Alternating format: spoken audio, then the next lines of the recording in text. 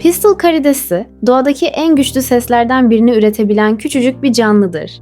Tek pençesini inanılmaz bir hızla kapatarak suyun içinde mini bir patlama oluşturur. Öyle ki bu patlama ses duvarını aşıyor ve 218 desibele kadar ses çıkarıyor.